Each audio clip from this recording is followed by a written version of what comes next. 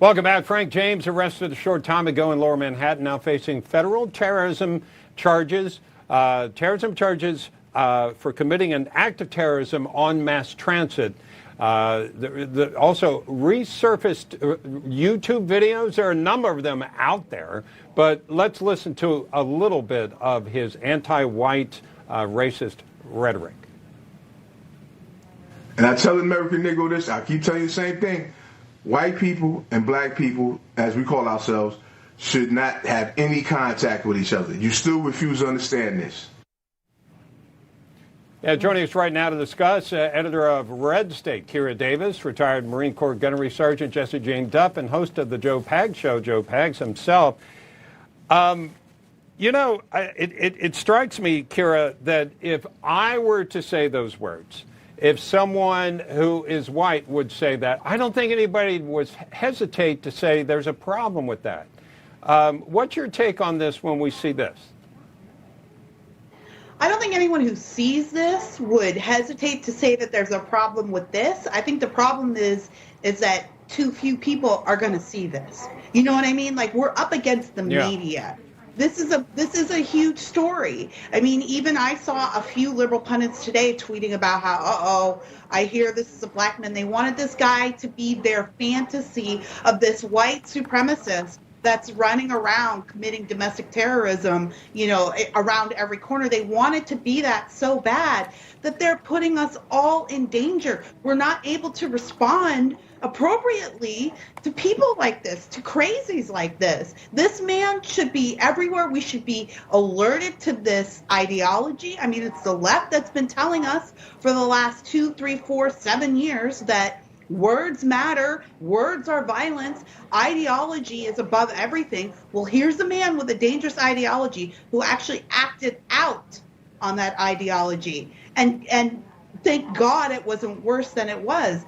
But we have a real problem here. This is domestic terrorism, and this is beyond partisan. We need to be telling the truth about this story, this man in particular, and what we're up against, because ignorance is causing danger for all of us, and it's going to get a lot more people killed if we don't correct this course now. Yeah, Heather, Heather, something that I found interesting is that we, as reporters, as journalists, we research a lot, we talk to people. When I was first reading about this, it was referring to racist rants, hadn't gotten further, and I'm thinking, okay, well, tell me what they are. It's before I was able to go look at the videos, and they wouldn't tell you what he said. It's almost like they're going to wipe that clean. They don't want to make this guy sound bad. Yeah, well, I'll take it a step further. They also then didn't want to make him black. Kira, did you notice that? How just the suspect description changed? That all of a sudden he went from being a black male to being, I think they referred to him as a dark-skinned male? Dark skin, I think it was, That's actually official and unofficial policy in many cities across the country. San Francisco has a policy which disallows the police to initially release the race of a criminal perpetrator. So these are equity programs in action. And again, this does nothing but put us all in more danger. We can't accurately identify the people that we need to be concerned about. Yeah, especially you're supposed to be on the lookout for him, but you're not allowed to accurately describe him. I think that we're going to go to a quick break, though. I'm not sure we have enough time to bring anyone else in right now, because that wouldn't be fair. So much more after this break. Jesse Jane Duff and Joe Pags. Welcome back. Following yesterday's subway shooting, the left immediately ran with the opportunity to bash guns. Let's bring back in our panel to discuss a little bit more. Jesse Jane Duff, Kira Davis, and Joe Pags. Joe, I'll start with you. Your thoughts now that we know more about the suspect and he has been arrested? Well, I'll tell you this. When we were reporting this yesterday on my show, I had my news anchor, Carrie Lucky, read the story, and she read through it, and we got the description that you guys just talked about. They didn't even say dark-skinned. They just said a 5'5" guy, 170 to 180, as if there aren't 1 million or 2 million or 5 million 5'5" guys that are 170 or 180 in New York City. If we don't have the proper description, when somebody is a threat to the community, when somebody's a threat to the people, and somebody driving a U-Haul truck described as black, in his mid to late 50s or whatever, and also 5'5" and 170, might have helped them find the guy faster.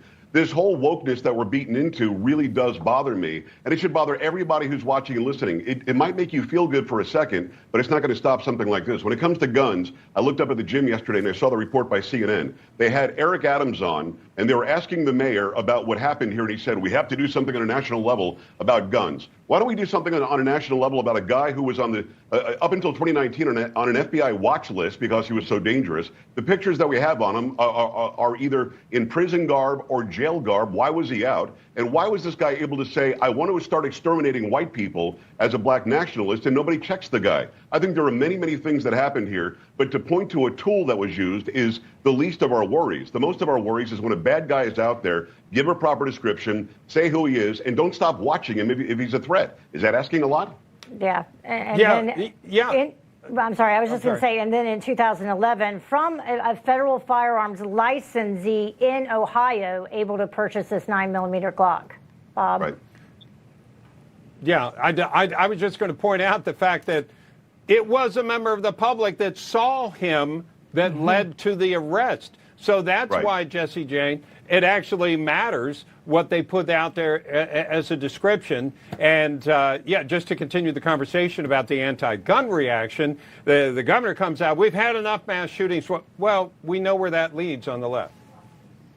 Yes, absolutely. And this is not just this particular case. Not just a year ago and even recently, Secretary Mayorkas, Homeland Security, and additionally, Merrick Garland, the Attorney General, testified in front of Congress that white extremism is the most critical domestic terrorism issue in the United States today. But when we look at it, we're not being honest with the public when we talk about aggressive members of our society that need to be called out. Here we have people that are being denied their race or color because of perceived prejudice, but yet our judicial system seems to flagrantly call out white extremism. It seems like to be let's call criminal behavior exactly what it is, regardless of race, creed, or color, and let's ensure that we point out the descriptions accurately, because the very communities that you proclaim to be protecting are the very communities that no longer know that it's a black man in their community that was the murderer. Yeah. Kira, the final word. I totally echo all these sentiments. I mean, it's just absolutely infuriating that we've let the rhetoric get to the point where now our day-to-day safety is, I mean, when the police can't even put out a description of somebody who tried to commit mass murder for fear of offending someone, this all has gone too far. And I think that we're seeing this in every aspect of society, the tentacles of this of what is happening with the social justice movement, with CRT, with all of these social agendas. The tentacles are now reaching into your daily commute. You know, just people should feel safe getting on the subway and to a reasonable degree and going to work. Right. So we're in danger now because of this radical agenda, and it has to be stopped. That's such a good point, Kira, because it's absolutely true. More people could have been shot in another circumstance because they were afraid to offend someone, because they didn't want you to know who they were. But the reality is, we all know that whoever saw Frank James had seen video of him, and it could have helped to have that earlier in the process, perhaps. Jesse Jane Duff, Kira Davis, Joe Pags, thank you so much. We'll be back after. Thanks.